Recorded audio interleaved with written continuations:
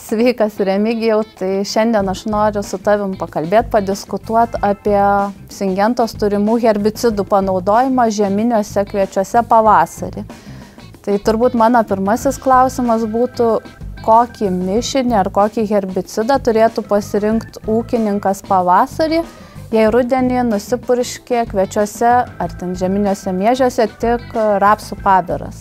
Na, kažką paprasto panaudojo. Na, aišku, čia jeigu panaudojo tik tai prieš rapsų pabiras, tai turėsime tikrai didelį spektrą ir dviskilčių, ir vienskilčių piktžolių, tai prasme nebuvo kontroliuotas nei smilguolės, aišku, ir dirsės nekontroliuotas, nors ir neturime produktų, kurie kontroliuoja iš rudens. Tai pirmoji eilėje žieminiuose kviečiuose statyčiau tikrai avoksą, kadangi tai yra tikrai, aš nepameluosiu, vienas iš stipriausių rinkoje, turbūt šiuo metu esančių herbicidų, kuris būtent orientuotas į vienskilčių piktžolių kontrolę.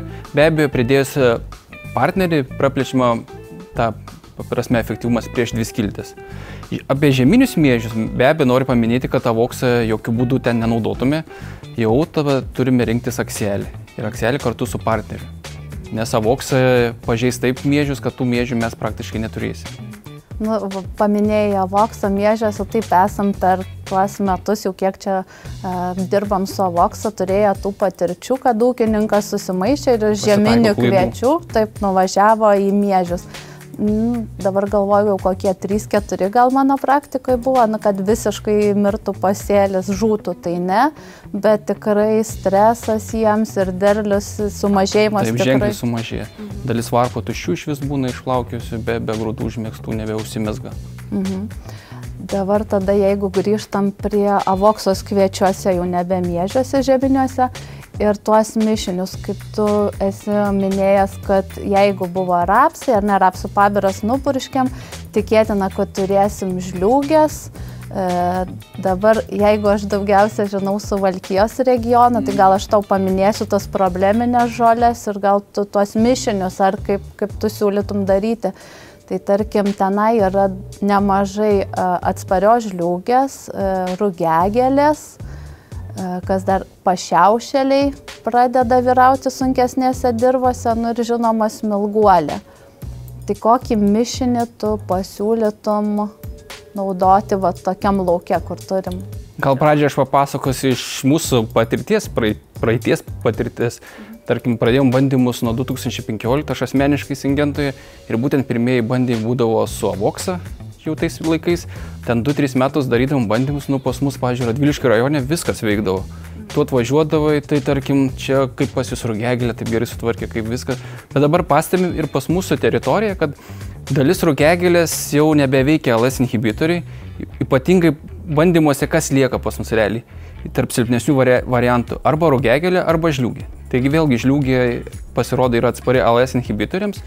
Tai tokiems sudėtingiams atvejams jau mes lengvų mišinių negalime pasiūlinti. Jau, tarkim, arba dukartinį netgi herbicidų panaudojam, tarkim, nupurškime avoksą kartu su klyvu, tarkim, nuo žliūgės atsparios, bet jeigu yra daug rugiagėlės dar, tos mišinys to efektyvumo pasieks 85–90%, bet jeigu bus jos daug tos rugiagėlės, mums rezultatas netenkins. Tam jau turime, aišku, aminodruską panaudoti ar astetą.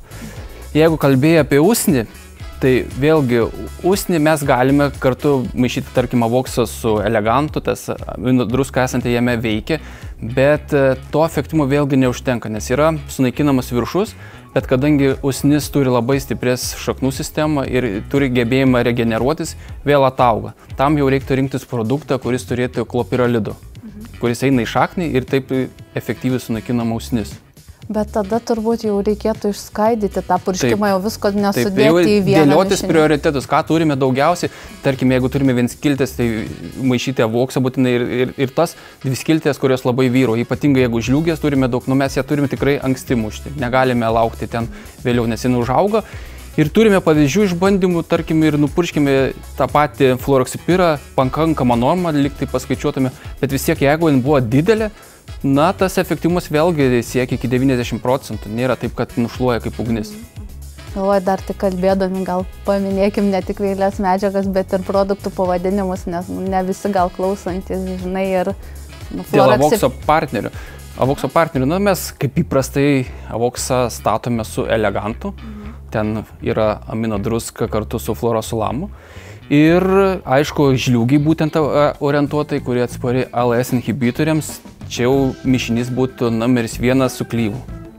Ten klyvai yra vėlgi fluoroksapiras, fluorosulamas. Tai iš mūsų bandymų, kiek mačius ir pas tave, kai atvažiuojam, ar ne, tikrai su elegantu geras tas mišinys, avoksas su elegantu.